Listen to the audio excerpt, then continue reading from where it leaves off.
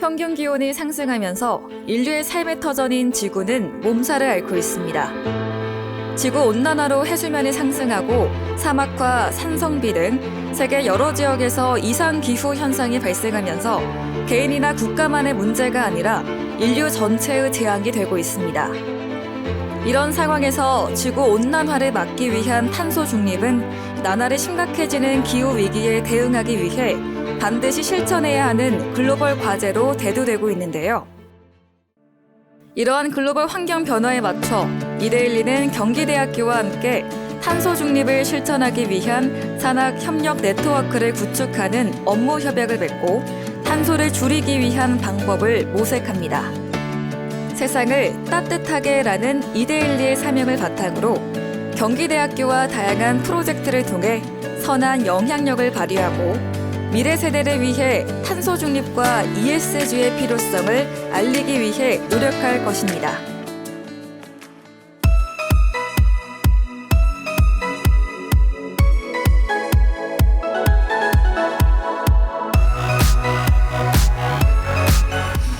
글쎄요, 오늘 저한테 주신 주제는 기후변화 시대의 그 ESG 역할인데, 사실 ESG 중에서 이 뺏기 저는 몰라요. 이 중에서도 특히 탄소 중립 기술과 관련된 그런 내용들에 대해서 좀 여러분하고 같이 의견을 좀 나누는 그런 시간을 갖겠습니다. 제가 준비한 슬라이드는 굉장히 양이 많은데 오늘 제가 주어진 시간은 한 15분 남짓한 것 같아요. 가급적이면은 전체를 설명하는 것보다는 한 장 한 장 설명하는 것보다는 전체의 줄거리를 스토리텔링 비슷하게 말씀을 드리는 것이 좋을 것 같습니다.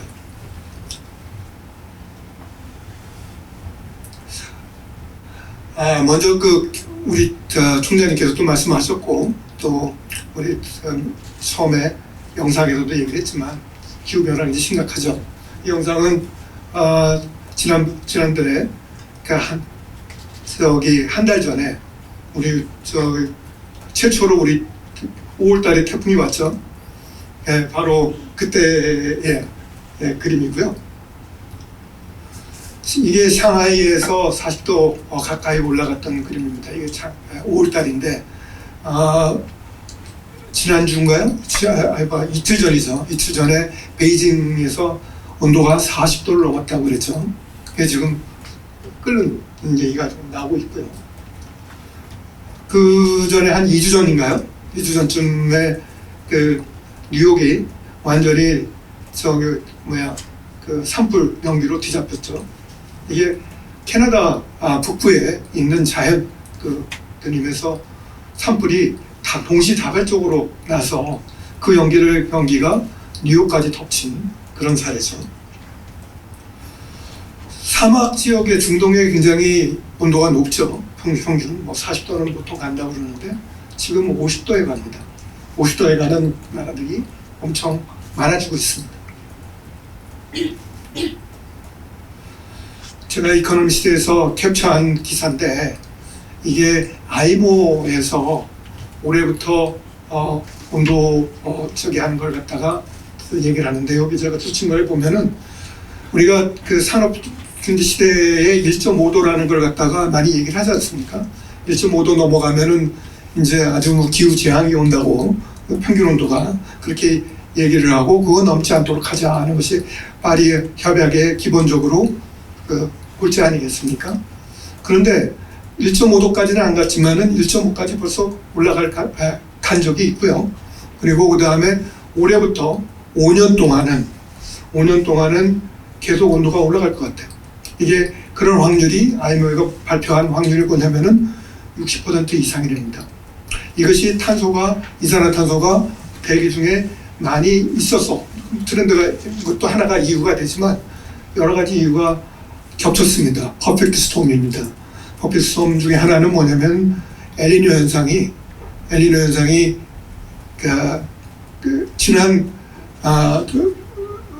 보통 한 3년 주기로 저기라는데 조금 라니뇨 현상이 길었어요.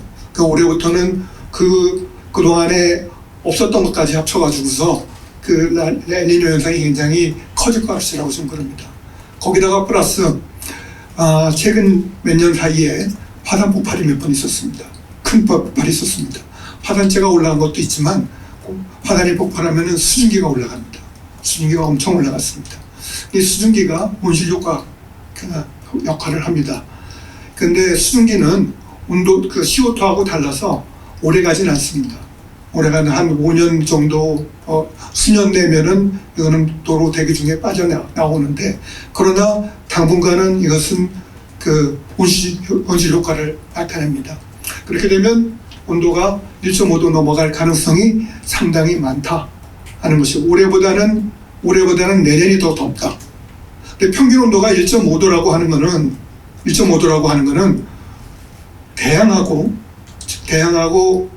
대륙이 있지 않습니까? 대륙이 편차가 넓겠습니까? 저희가 대양이 높겠습니까? 당연히 대륙이 높죠. 그러니까 어떤 데는 굉장히 더운 데가 나타나고, 어떤 데는 또 편차가 또 평균 온도가 이렇게 되니까 굉장히 추운 도시 나타납니다. 나타나고, 전반적으로 보면은 온도가 올라갔기 때문에 위로 올라간 수증기가 많겠죠? 그러면 강우량이 많습니다. 강우량이 많은데, 강우량이 전반적으로 많은 거지 이게 흩어져 나오거든요. 그러니까 어떤 데는 굉장히 폭우가 올 수도 있고, 가뭄이 오는 이유가 극가극이 차이가 굉장히 많이 오기 때문에 1.5도라고 하는 것이 단순히 우리가 지금 1.5도 높은 것, 평균 기온이 올라가는 게 아닙니다. 다행히 우리는 여태까지 기후변화와 관련해서 그렇게 극심한 현상을 겪지는 않았습니다. 상대적으로. 그러니까 굉장히 다행스러운 얘기인데, 앞으로 이런 현상이 더 커질 가능성이 많고 그렇습니다. 근데 제가 왜 이런 얘기를 하느냐? 이런 얘기를 하는 거는 아까 총장님이 돈하고 얘기를 하셨잖아요. 돈하고 연결되기 때문입니다. 돈하고. 왜 그러냐면은 우리가 여기 보면은 처음으로 2016년에 온도가 평균 온도가 1.4에 가깝게 올라갔습니다. 이때 무슨 일이 있었죠? 이때 파리 협약이 해가지고 시행이 됩니다. 파리 협약. 그러고서 떨어지죠. 이게 라니뇨 현상 이런 것도 되게 떨어졌습니다. 떨어졌는데, 떨어지니까 트럼프가 나와가지고 파리 협약 탈퇴를 하죠. 그렇죠? 탈퇴해가지고서 기후변화가 큰 문제가 아닌 것처럼 그렇게 사람들이 인식을 많이 했습니다. 그런데 앞으로 5년간은 계속적으로 올라갈 겁니다. 1.5도를 넘어갈 가능성도 있다고 그 세계 기상기구는 얘기를 하고 있습니다. 그럼 무슨 반응이 나타날까요? 그러면 세계적으로 야, 이거 진짜 큰일 났다. 뭔가 이걸 대책을 세워야 된다 하는 얘기가 굉장히 많이 일어날 겁니다. 아까 우리 총장님께서 말씀하실 때 돈이 된다고 할 적에 자본시장이 반응을 해야 된다고 그랬습니다. 근데 자본시장이 그냥 반응하는 건 아닙니다. 그냥 반응을 하는 건 아니고, 그것이 제도화가 되고 규격이 되기 때문에 합니다. 뒤에 제가 말씀을 드리겠지만, 기본적으로 이산화탄소 잡는 데는 돈이 들어갑니다. 왜 돈을 이산화탄소로 갖다가 잡는 데에 대한 페널티가 없으면 못하게 잡겠습니까? 돈이 드는데. 세계적으로 이미 많은 데는 그렇게 움직이고 있습니다. 우리나라는 아직 그렇게 많이 안 가고 있죠. 그러니까 자본시장이 반응을 안 하는 겁니다. 그래서 그러나 앞으로 온도가 높아지면 높아질수록 우리나라가 아무리 안 한다 하더라도 다른 데서 먼저 하기 때문에 어쩔 수 없이 우리도 따라갈 수밖에 없는 상황이 곧 올 거다. 그래서 그렇게 멀 것 같지는 않은데, 사실 제가 여기 이산화탄소 기술을 잡는 회사에 있는데 굉장히 어렵습니다. 사실 지금 굉장히 어렵습니다. 왜냐하면 매출이 없어요. 왜? 잡으려고 하질 않으니까. 그렇지 않습니까? 뭐 때문에 잡겠습니까? 그렇죠? 앞으로 제도가 바뀌는 건 그때 바뀔 때 가서 하면 되는 거지, 뭐 지금 가서 하면 되느냐, 그렇게 지금부터 못 더 그러느냐, 이렇게 얘기를 하거든요. 그래서 그 차이가 굉장히 많은데, 총장님 말씀을 100번 존중을 하면서 이러려면 앞으로 제도가 변해야 되는데, 저는 제 생각에 타이밍은 상당히 가깝게 올 수밖에 없다. 벌써 온도가 저렇게 올라가고 있기 때문에, 이렇기 때문에 이런 것들이 우리가 지금 얘기하는 것들이 점점 더 의미가 있을 수 있다. 시간적으로. 그런 말씀을 드리겠습니다. 제가 이산화탄소를 잡는 방법에는 두 가지 방법이 있습니다. 기본적으로. 하나는 이산화탄소를 배출하지 않는 겁니다. 그렇죠? 그게 재생에너지라든지 원자력이라든지 배출하지 않는 겁니다. 아리백이라고 하는 거는 재생에너지를 위주로 해가지고 만들어지는 겁니다. 태양광, 그 다음에 풍력, 우리나라는 지열이 별로 없으니까. 수력 같은 거는 있는데, 수력은 북한에나 있죠. 우리는 별로 없지 않습니까? 이런데, 이런 이산화탄소를 배출을 하지 않고 에너지를 만들어내는 거. 이것은 이런 방법이 하나가 있죠. 또 하나는 뭐냐면은 화석연료를 쓰는 겁니다. 써서 이산화탄소를 발출하지만 이산화탄소를 도로 잡으면 그게 그거 아니겠습니까? 이산화탄소를 배출을 안 하는 것 방법이지만 배출을 해놓고 도를 다 잡으면 그러면 같은 효과를 가져오지 않을까요? CCUS나 CCS는 바로 후자의 기술입니다. 탄소 중립을 하는 기술에는 크게 두 가지가 있는데 두 가지 중에서 탄소를 배출하되 그러나 도로 끝 잡아내는 방법이죠. 잡아내는 방법에 두 가지가 있습니다. 하나는 CCU가 있습니다. CCU는 재활용입니다. 재활용. 다시 쓰는 재활용이고 CCS는 완전 회수해가지고 도로 집어넣는 겁니다. 땅속에 집어넣는 겁니다. 그 방법이 그래서 두 가지를 합쳐서 CCUS, 또 CCS, CCUS 이렇게 하곤 합니다. 그런데 지금 많은 사람들은 재생에너지만 생각을 하고 있습니다. 재생에너지만 생각을 하는데 심지어 IPCC에서도 재생에너지만 갖고서는 모든 것을 다 할 수 없다 하고 얘기를 하고 상대적으로 지금 많은 생각을 CCUS에서 CCUS가 담당할 수밖에 없다 얘기를 합니다. CCS가 적어도 전체 없애는 거에 한 20% 정도는 담당할 수밖에 없다라고 IPCC, UN의 전문기구죠. 전문가 그룹 기구죠. 거기서도 이미 저런 얘기를 하고 있습니다. CCS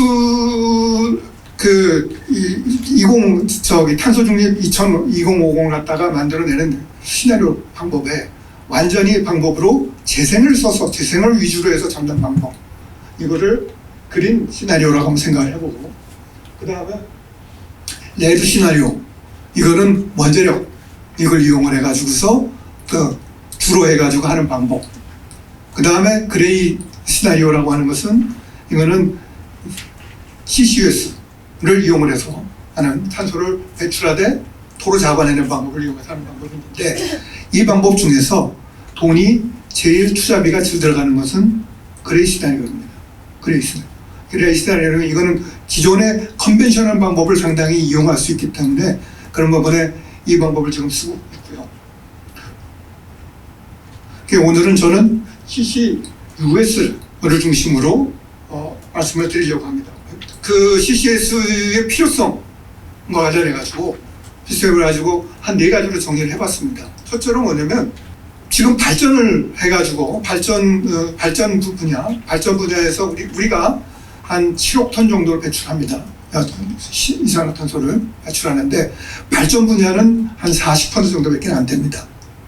나머지 모든 산업 분야도 있고 그렇습니다. 산업 분야에서 제일 많이 쓰는 것은 철강, 시멘트, 그 다음에 석유화학 이런 것들입니다. 우리나라 포스코가 1년에 배출하는 이산화탄소량이 8천만 톤입니다. 우리가 아까 7억 톤, 6억 5천 톤, 5천만 톤, 7억 톤 이렇게 얘기를 하는데 거기에서 포스코가 차지하는 비율이 10%를 넘습니다. 그렇죠? 그러면서 사실은 우리가 2030년까지 30%를 줄인다 그랬습니다. 그게 우리 NDC입니다. 내셔널리 디터민드 커미트먼트인가 그렇죠. 그래서 NDC 그렇게 됐는데 거기에 의하면은 2030년에 30% 줄이도록 되어 있습니다. 30%가 얼마냐? 양으로 보면은 한 3억 톤 정도 됩니다. 그러면 우리 같은 경우에는 포스코 한 4기업 정도 닫으면 됩니다. 해외로 보내면 됩니다. 그렇죠? 쉽게 끝날 수 있습니다. 그러니까 그러면 사실은 장난 걸리다가 구더기 무서워서 깨부시는 거죠. 그렇게 그런 일이 있어서는 안 되잖아요. 근데 철강은 본질적으로 CO2를 배출할 수밖에 없는 산업입니다. 이런 산업들이 상당히 많다 하는 얘기를 드리고요. 우리 그 다음에 발전 분야에도 40%이 되는 발전 분야에도 여전히 우리는 석탄 화력을 쓸 수밖에 없습니다. 석탄 이게 언젠가 신문에서 되어 있는데 한쪽에서는 없앤다고 그랬는데 한쪽에서는 더 짓고 있습니다. 이게 지난 문정부에서 그렇게 석탄 발전소를 없앤다고 그랬지만 신규 발전소를 갖다가 짓는 거를 취소를 못했어요. 계속 짓고 있습니다. 왜냐? 그거 하는데 다 무릎 꿇질해야 되니까. 5조 원 정도, 발전소 하나에 5조 원 정도 무릎 꿇질해야 되거든요. 이런 딜레마가 석탄 화력이 우리가 갖고 있는 게 전체 그 발전 설비 중에서 한 30% 정도 됩니다. 30% 정도. 그러면 이걸 어떻게 할 거냐? 당장 이런 문제 생기죠. 아까 건설 중인 석탄 발전소 저것도 1000메가와트짜리입니다. 그 다음에 우리가 대외적으로 많이 얘기를 할 적에 우리 저기를 만드는 방법이 뭐냐? 우리 NDC를 지키는 방법이 뭐냐? 그때 수소 얘기를 많이 합니다. 수소는 만들어내는 방법이 그린 수소가 있고 블루 수소 있죠. 블루 수소. 우리가 재생이 그렇게 강한 나라인가요? 강한 나라는 아닙니다.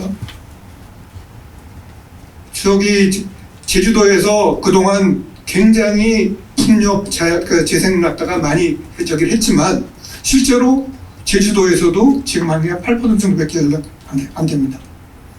나머지는 하고 있거든요. 본부에서 본토에서 내려오는 케이블로 내려오는 전력 이용하고 있거든요. 최소 그렇게 강하지 않아요? 그럼 하면은 블루수소입니다. 블루수소. 근데 블루수소는 뭐냐? 블루수소는 화력을 쓰지만 석탄 화석연료를 쓰지만 이거를 이산화탄소를 잡아야 됩니다. 잡는 거죠. 질량으로 얼마가 되느냐? 수소 질량으로 1개를 낼 적에 질량으로 10개가 CO2가 나옵니다. 이게 왜 그러냐? CCUS는 우리나라 전통적인 플랜트 산업과 굉장히 맞물려 있습니다. 우리가 잘할 수 있는 분야이기 때문입니다. 잘할 수 있어요. 그래서 저는 이 분야에서 우리가 CCUS를 갖다가 우리는 더 강하게 드라이브 하지 않으면 안 된다 하는 그런 생각에 등을 하고 있고요. 규제에 대해서 미리미리 접근돼 가면은 이거에 대해서 사실 엄청난 시장이 열립니다. 이게 제가 경제 수업을 할 때, 박근혜 대통령 시절에 경제 수업을 할 때 평형수 얘기를 했는데 평형수에 대해서 대체를 잘하니까 우리가 이 시장을 갖다가 다 먹었어요. 우리가 이 시장을 먹을 수 있는 방법이 있을 수 있습니다. 해외에서는 이미 많이 가고 있습니다. 해외에서는 맥킨지 보고서 이렇게 얘기를 하고 다 얘기하는데, 이거는 저희 회사가 지금 관여하고 있는 그런 미국의 딜입니다. 미국에서는 CCUS 법이라는 게 인프레 감축법입니다. 인프레 감축법에 보면 사실 엄청난 이건 사실 CCS 지원법이라고 생각해도 과언이 아닐 정도로 엄청난 저기를 줍니다. 톤 65 저기를 갖다가 CO2를 1톤을 잡아가지고 완전히 묻어버리면 얼마를 주느냐? 80불을 줍니다. 80불. 거의 현금과 같은 서브시디를 줍니다. 블루수소 수소라는데 수소 가격이 얼마가 되느냐? 톤당 4,000불이 넘습니다. 지금 고인 가격으로 보면 뭐라면은 톤당 지금 6불 내지 8불 정도까지 합니다. 그러니까 미국에서 어떻게 되냐면은 최대 톤당 3,000불까지 주겠다. 3,000불까지 주겠다. 지금 그렇게 돼 있습니다. IRA 법에 보면은 그 정도로 수소 만드는 것이 절대로 돈이 안 되는 게 아닙니다. 엄청나게 돈이 들어갑니다. 그래서 뭐 우리 한국에 숙제대원이 있는데 우리는 사실 CO2를 잡아서 넣을 때도 별로 없어요. 그래서 사실 이게 우리가 굉장히 챌린지가 되는 문제인데 이거를 지금 같이 풀어야 됩니다. 정부하고 민간이 같이 풀어야 됩니다. 그래서 사실 이 방법밖에는 우리가 NDC를 갖다가 지킬 수 있는 방법이 없습니다. 제 생각에는. 그래서 이 부분에 대해서 우리는 다른 나라가 천착하는 것 이상으로 CCUS 쪽에 제일 좀 방점을 두고 여기에 좀 더 그 비즈니스가 일어날 수 있도록 환경이 좀 만들어졌으면 좋겠다 하는 생각에서 오늘 발표를 끝내겠습니다. 고맙습니다. 네. 평균 기온이 상승하면서 인류의 삶의 터전인 지구는 몸살을 앓고 있습니다. 지구 온난화로 해수면이 상승하고 사막화, 산성비 등 세계 여러 지역에서 이상 기후 현상이 발생하면서 개인이나 국가만의 문제가 아니라 인류 전체의 재앙이 되고 있습니다. 이런 상황에서 지구 온난화를 막기 위한 탄소 중립은 나날이 심각해지는 기후 위기에 대응하기 위해 반드시 실천해야 하는 글로벌 과제로 대두되고 있는데요. 이러한 글로벌 환경 변화에 맞춰 이데일리는 경기대학교와 함께 탄소 중립을 실천하기 위한 산학 협력 네트워크를 구축하는 업무 협약을 맺고 탄소를 줄이기 위한 방법을 모색합니다. 세상을 따뜻하게라는 이데일리의 사명을 바탕으로 경기대학교와 다양한 프로젝트를 통해 선한 영향력을 발휘하고 미래 세대를 위해 탄소 중립과 ESG의 필요성을 알리기 위해 노력할 것입니다.